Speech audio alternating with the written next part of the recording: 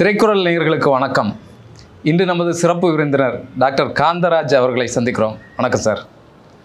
Sir, 1991 Vijayakanth அவர்களுடைய captain Prabhakaran திரைப்படம் வந்து வெளிவந்தது. அந்த திரைப்படத்தை ஆகஸ்ட் 22 மறுபடியும் வெளியிட போகிறாங்க. புதிய தொழில்நுட்பத்தை எல்லாம் பயன்படுத்தி இன்னும் குவாலிட்டி ஆக்கி வெளியிட போகிறாங்க. விநியோகஸ்தர்கள் போட்டி போட்டுட்டு அந்த திரைப்படத்தை வாங்குறாங்க. ஒரு 500 திரையரங்குகளில் திரையிட போகிறதாக சொல்லியிருக்காங்க. விஜயகாந்த் அவர்களுடைய தொண்டர்கள்ட்டையும் சரி ரசிகர்கள்ட்டையும் சரி ஒரு கொண்டாட்ட மனநிலை ஏற்பட்டிருக்கு. அது மட்டும் இல்லை, விஜயகாந்தை ஒரு இவ்வளவு நேசிக்கக்கூடிய ஒரு நபர்கள் இருக்காங்களா அப்படிங்கிறது மிகப்பெரிய ஒரு ஆச்சரியமாகவும், இன்னும் சொல்லப்போனால் ஒரு கடவுள் மாதிரி அவரை போற்றக்கூடிய ஒரு நிலை இருக்கே சார். அதை எப்படி பார்க்குறீங்க சார் நீங்கள் ஒரு தீவிர ரசிகருங்கிறது இதில் புரியுது. முதல்ல 500 திரையரங்குகள் இருக்குதா? முதல்ல அதை சொல்லுங்க. இல்லை, ஒவ்வொரு இதுலையுமே 5-6 திரையரங்கு அடிக்கிக்கிட்டே போனீங்க, பிச்சுக்கிட்டு போயிட்டே இருந்தது. தொண்டர்கள்லாம் உற்சாகத்தில் குதிக்கிறாங்கன்னு. இன்னைக்கு கூட அந்த பக்கம் தான் வந்துக்கிட்டு இருந்தேன். தினசரி வர்றேன், அவங்க ஆஃபீஸ் மூலமாக தான் வர்றேன். ஒரு ஈக்காக அங்கே நான் பார்க்குறது. அதுக்கு அடுத்து அப்படியே திருமாவளவனுடைய ஆஃபீஸ் இருக்கு, அங்கே கூட்டம் நிற்கிது. எந்த கட்சி ஆஃபீஸுக்கு போனாலும் ஒரு 10 பேராவது இருப்பாங்க. இப்போ வாங்க கூட்டு போய் காட்டுறேன். இப்போ போனால் ராத்திரி இல்லைன்னு வைங்க, பகல் ராத்திரி எப்போ வேணாலும் வாங்க. அங்கே யாராவது 2 பேர் ஏதாவது விசாரிக்கிறதுக்கு ஏதாவது இருக்காங்களான்னு பாருங்கள். பிரமாதமாக சொன்னீங்க. 500 திரையரங்கு இல்லை சார், இன்னைக்கு இல்லை, நீங்கள் சொன்னதை சொல்கிறேன். 500 திரையரங்குகள் எந்த ஊரில் இருக்குதுன்னு மாத்திரம் சொல்லுங்கள், எங்கே இருக்குதுன்னு சொல்லுங்கள். சென்னையில் எத்தனை திரையரங்குகள் இருக்குதுன்னு சொல்ல முடியுமா உங்களால்? 500 திரையரங்குகளை போட்டி போட்டுக்கிட்டு வாங்குறாங்களாம். எந்த விநியோகஸ்தர்களாக வந்தாங்க? 2 விநியோகஸ்தர் யாருங்க சார்? நிறைய பேர் போட்டி போட்டாலும் கடைசியில் ஒருத்தரோ 2 பேர் தானே. சரி, அதுவே பெரிய வெற்றி நீங்கள் சொல்வது நான் ஆட்சேபிக்கணும். வெற்றி பெற்றா வாழ்த்துக்கள் தான், அவ்வளோதான் நம்ம சொல்ல முடியும். ஆக நீங்கள் சொல்கிறத வச்சு பார்க்கும்போது வந்ததுன்னா அந்த படம் வரலாறுக்கான அந்த வசூலை குவிக்குங்கிறது இது பிரகாரம் எனக்கு புரியுது. இல்லை சார், இப்போ நான் கேட்குறது விஜயகாந்த் சாரை பற்றி மட்டுமே திரைத்துறையில் நல்லபடியாக பேசிகிட்டு இருக்காங்க. அவர் செஞ்ச நல்ல விஷயங்கள், சக நடிகர்களை அவர் கவனித்தது, மற்றபடி ஏழைகளுக்கு அவர் உதவி பண்ணது, இப்படி நிறைய விஷயங்களை பேசிகிட்டு இருக்காங்க சார். இந்த அளவுக்கு பேசப்பட்ட வேறு நடிகர்கள் யாருமே சார் அவரை அந்த அளவுக்கு யாருமே பேசுனது இல்லை, ஒருத்தருமே பேசுனது இல்லை. எம்ஜிஆர்லாம் என்ன பண்ணார்? ஒன்றுமே கிடையாது. விஜயகாந்த் பண்ண அளவுக்கு யார் பண்ணார்? அவ்வளோதான்.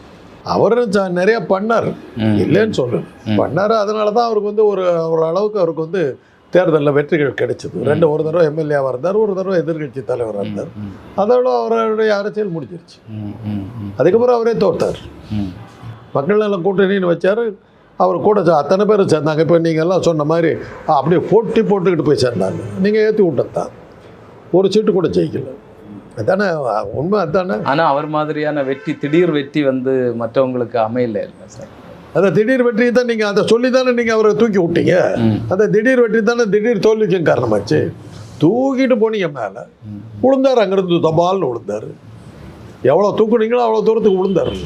அதோடைய விளைவு தானே அவர் மன அதிர்ச்சிக்கு ஆளாகி உடம்பு சரியில்லாமல் படுத்து இன்னைக்கு இல்லாமல் போனார். காரணம் நீங்கள் கொடுத்த அதிகப்படியான ஏற்றி விடுறதுக்கு இஷ்டத்துக்கு ஏற்றி விட்டீங்க, நம்பிட்டார் அவர். அதனுடைய விளைவு தான். அரசியலில் இந்த நிலை இருக்குது சார். ஆனால் திரைத்துறையில் பார்த்தீங்கன்னு சொன்னால் இன்னைக்கும் பலர் பேசுகிறது அவர் ப்ரொடியூசர்களுக்கும் சரி மற்றவங்களுக்கும் சரி நேர்மையாகவும் உண்மையாகவும் இருந்தார். அதாவது சக நடிகர்களுக்கு உணவளிக்கக்கூடிய விஷயமாக இருந்தாலும் சரி, எல்லாத்துலேயும் மற்றவங்களை மதித்து நல்லபடியாக இருந்தார் அப்படிங்கிற ஒரு இது பரவலாக பேசப்பட்டு இருக்கு இன்னைக்கும். எல்லா நடிகர்களும் அப்படித்தாங்க. இப்போ சிவாஜி அவர்கள் ஷூட்டிங்கில் இருந்தாருன்னா அவர் வீட்டிலேருந்து டிஃபன் கேரியர் சாப்பாடு வரும். சாதாரண சாப்பாடு இல்லை.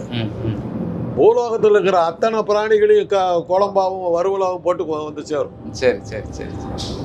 என்னுடைய சினிமா அனுபவத்தில் சொல்கிறேன். எஸ்.ஜே. சூர்யா அவருடைய கம்பெனி, அவருடைய படம் இசைன்ற படம். அந்த படத்தில் என்ன ஒரு சீன் வருவேன், நான் 2 சீன் வருவேன். போய் உக்காடுறேன்.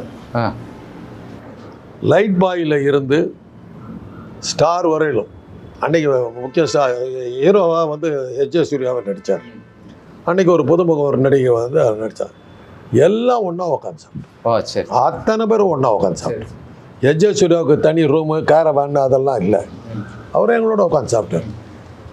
லைட் பாய்க்கு என்ன சாப்பாடோ அதுதான் அவர் சாப்பிட்டார். ஓ சரி சரி. யாருக்கும் எந்த குறையும் வைக்கல. நம்ம வந்து ஒரு சினிமாவில் வந்து நமக்கு ஒரு செல்வாக்கு இருக்குது, நமக்கு ஒரு மரியாதை இருக்குதுங்கிறது எப்படி தெரியும்னா, அந்த பெஸ்ட் பாய் வருவான். சரி சரி. அந்த பையனை வைத்தா நமக்கு என்ன செல்வாக்கு இருக்குது இந்த கம்பெனியிலங்கிறது நமக்கு தெரியும். என்ன பண்ணுவான் தெரியுங்களா? நான் முதல் முறையாக ஒரு பெரிய இதில் இது பண்ணும்போது நான் நிற்கிறேன். அந்த பையன் இது ஜூஸு, ஆப்பிள் ஜூஸு அதெல்லாம் எடுத்துக்கிட்டு இவ்வளோ பெரிய ட்ரேயில் வர்றான். சரி. கரெக்டாக என் பக்கத்தில் இருக்கிற அந்த நடிகருக்கு கொடுக்குறான். என்னை தாண்டி அந்த பக்கம் போய் அவருக்கு கொடுக்குறான். ஏன்னா நான் அல்பம். மத்தியானம் சாப்பாட்டுக்கு போனால் இப்போ அந்த ஆளுக்கு சோறு போட்டிருப்பான் எனக்கு. இது வந்து அந்த படத்தில் ஹீரோவாக நடித்தது வந்து கமல். அவர் ஷார்ட்டு அவர் ஷார்ட்டில் வந்து நான் வர்ற வரையிலும் எனக்கு இது நடந்துக்கிட்டு இருக்கு. சரி. கமல் வந்து என்னை பார்த்தோன்னா அவருக்கு எதிர்பார்க்கல. அவர் என்னை வந்து ஒரு டாக்டராக இதெல்லாம் பார்த்துருக்காரு ஒளி சினிமாவுக்குள்ளார வந்து ஒரு காட்சியில் வருவேங்கிறத அவர் எதிர்பார்க்கல. என்னை பார்த்த உடனே என்ன நீங்கள் நிற்கிறீங்க, இந்த சீனில் நான் தான் டாக்டராக வர்றேன். அப்படியே ஒரு நிமிஷம் பார்த்துட்டு இது என்கிட்ட சொல்லவே இல்லையா அப்படின்னு சொல்லிட்டு அப்புறம் நாங்கள் 2 பேரும் பேசிக்கிட்டு இருந்தோம். அதுக்கப்புறம் அந்த பிரேக்கில் அந்த பையன் முதல்ல கொண்டு வந்து எனக்கு தான். அப்போ தான் எனக்கு மரியாதை வரும். அதே அதே அந்த இசை படத்தில் அந்த இதே இல்லை. எல்லாத்துக்கும் வரிசையாக உட்கார வச்சு அந்த வேற்றுமைகளே கிடையாது.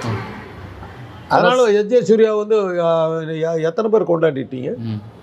இது அதே மாதிரி தான் எம்ஜிஆர் இதில் எம்ஜிஆர் படம் ஷூட்டிங்னாக்கா சாப்பிட்றதுக்கு முன்னாடி கேட்டுருவார், அத்தனை பேர் சாப்பிட்டாங்களான்னு கேட்டுருவார். சாப்பிட்டாங்கன்னு தெரிஞ்ச பிறகு சாப்பிடவே உட்காருவார்.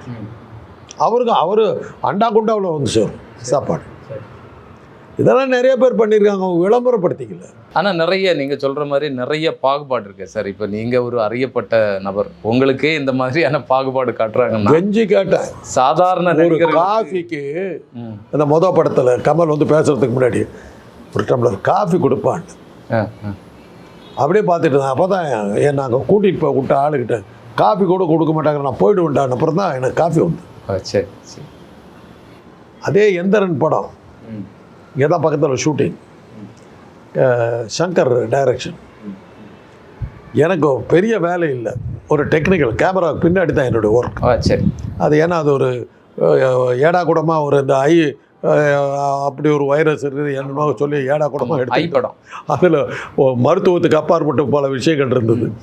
அதில் பின்னணியில் எனக்கு கொஞ்சம் வேலை இருந்தது. அந்த ஷூட்டிங்க்கு வந்தேன். இப்படி தான் சாப்பாடு போட்டாங்கன்னு கிடையாது. உக்காந்துக்கிட்டு இருக்க வந்துக்கிட்டே இருக்குது. யோ விட்டுருங்க, என்னால் தின்ன முடியாது. சரி சரி சரி சார் நீங்கள் தான் ஏதோ இப்போ இதெல்லாம் இப்போ சாப்பாடு வந்த வண்ணமாக இருக்குது. அதெல்லாம் இருக்குது. அது மாதிரி நிறையா பேர் பண்ணாங்க. அதனால் இது வந்து இதெல்லாம் வந்து விளம்பரப்படுத்திக்கல. இந்த பாகுபாடு வந்து இப்போ சிலர் வந்து காட்டலை. எஸ்ஜே சூர்யா மாதிரி விஜயகாந்த் மாதிரியான ஆட்கள் காட்டலை. ஆனால் பல நடிகர்களுடைய திரைப்பட ஷூட்டிங் அவங்களெல்லாம் பார்க்கக்கூட முடியாதுங்க, பார்க்கக்கூட முடியாது. இப்போ வந்து தசாவதாரம் படத்தில் நான் போய் இது பண்ணும்போது எனக்கு அது அங்கேயும் இதே தான் நடந்தது. கமல் வந்து என்கிட்ட பேசுகிறவங்களும் எனக்கு மரியாதை இல்லை. நான் சாப்பிட்றதுக்கு அவங்களோட உட்காந்து சாப்பிடவே இல்லை. ஏன்னா அந்த ஷூட்டிங் நடந்த இடத்துல பக்கத்தில் நிறைய ஹோட்டல்ஸ் எல்லாம் இருக்கும். சரி. நான் இங்கே சாப்பிடவே வரல, நேராக அங்கே போயிட்டேன். சரி. இவங்க சாப்பாடு வேணாம் ஒன்று. சரி. அதில் வரிச்சே எனக்கு 10 நாளைக்கு பக்கமாக வேலை இருந்தது. 3ஆவது நாளுக்கு பிறகு தான் எனக்கு கமல் சார் அவங்கள பார்த்த பிறகு தான். கமல் சார் வந்ததை விட கௌதமி ஒரு நாள் ஷூட்டிங்க்கு வந்தாங்க. என்னை பார்த்த உடனே நேராக வந்து எனக்கு வணக்கம் போட்டு எப்படி இருக்கீங்கன்னு கேட்டாங்க. அதுக்கப்புறம் என்னுடைய மரியாதை ஜாஸ்தி. சரி சரி. அப்போ அந்த ஷூட்டிங்கில் இன்னொரு வேடிக்கையே நடந்தது. ஒரு அமெரிக்காவிலேருந்து ஒரு கேமரா கொண்டு வந்துட்டாங்க, ஒரு கம்ப்யூட்டர் ஆப்ரேட்டட் கேமரா. சரி. 3 பக்கம் லென்ஸ், ஒரே நேரத்தில் 3 பக்கத்தில் நீங்கள் ஷூட் பண்ணலாம். அந்த மாதிரி 3 கமல் வர்ற மாதிரி ஒரு காட்சி. அது பாடகர் கமல் அந்த சீக்கியர் ஆமாம் ஆமாம் சீக். அவர் வர்றாரு, அந்த நெட்ட கமல். ம் அப்புறம் அந்த கிறிஸ்டியன் வில்லனா வர்ற கமல், 3 பேரும் ஒரே நேரத்தில் வர்ற மாதிரி சீனு. ம் ம் அந்த நெட்ட கமலுக்கு அந்த கிறிஸ்டியனா வர்ற கமலுக்கு டூப் போட்டாங்க. ம் அந்த அவதார் சிங்கா வந்து கமலே வந்துட்டார். ஆ இதில் வந்து எனக்கு வேலை இல்லை, ம் நின்றுட்டு இருக்கேன். 3 பக்கமும் கேமரா ஓடுது ஓ சரி. ஒரே நேரத்தில். அந்த கமல் அந்த பக்கம் நடிக்கிறது, இந்த பக்கம் நடிக்கிறது, இந்த பக்கம் நடிக்கிறது, ஒரே நேரத்தில் ஷூட் பண்ணுறாங்க. அமெரிக்கன் கேமராமேன் வந்து இது பண்ணுறாங்க. ம் ம் ம். என் பக்கத்தில் ஒருத்தர் நின்றுக்கிட்டு இருந்தார். ஆ நான் அவர் பார்த்து இப்போ இது பண்ணிட்டு உங்களை எங்கேயோ பார்த்துருக்கேன்னாரு அப்படின்னு கேட்டேன். ஆ ஆ நான் தாங்க ரவிச்சந்திரன்னாரு. ரவிச்சந்திரனா இந்த படத்தை ப்ரொடியூசர் அப்படி ஆ சரி சரி சரி இதான் பண்ணிட்டு என் பக்கத்தில். அவரை யாரும் சேர்ந்த கூட இல்லை. சரி சரி சரி. அது மாதிரி அப்போ தான் தெரிஞ்சுது நம்மளை ஓரம் கட்டி நிற்க வச்சுருக்காங்கன்னா ப்ரொடியூசர் அந்த கத்தினா நாம இந்த மூளைக்கு. இதெல்லாம் சினிமா உலகத்தில் ரொம்ப சகஜம். இல்லை பழைய திரைப்படங்கள் உங்களுக்கு நல்லா தெரியும். பழைய திரைப்பட உலகத்துலேயும் இப்படி தானே சார்? ஐயோ அங்கெல்லாம் இப்போவாது ஓரளவுக்கு பரவாயில்ல. ஆ அப்போல்லாம் அவங்ககிட்டலாம் போகவே முடியாது. ஆ சரி சரி போக கூட முடியாது. ஆ ஆ அவர் தலைவர் அங்கே இருக்கார் அப்படின்னு.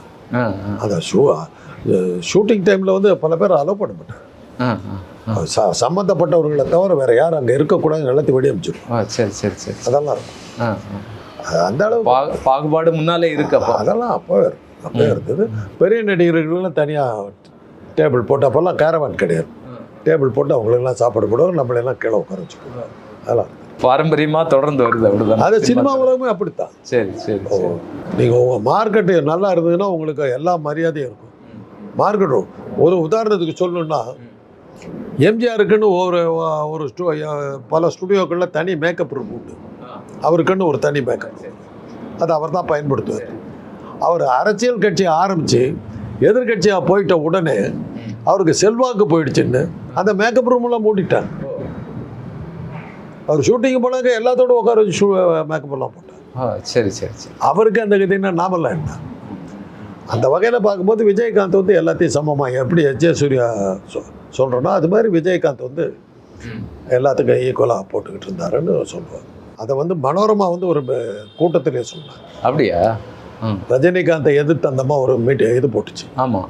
அப்போ ரஜினிகாந்தை பற்றி பேசும்போது விஜயகாந்த் இருக்கார்,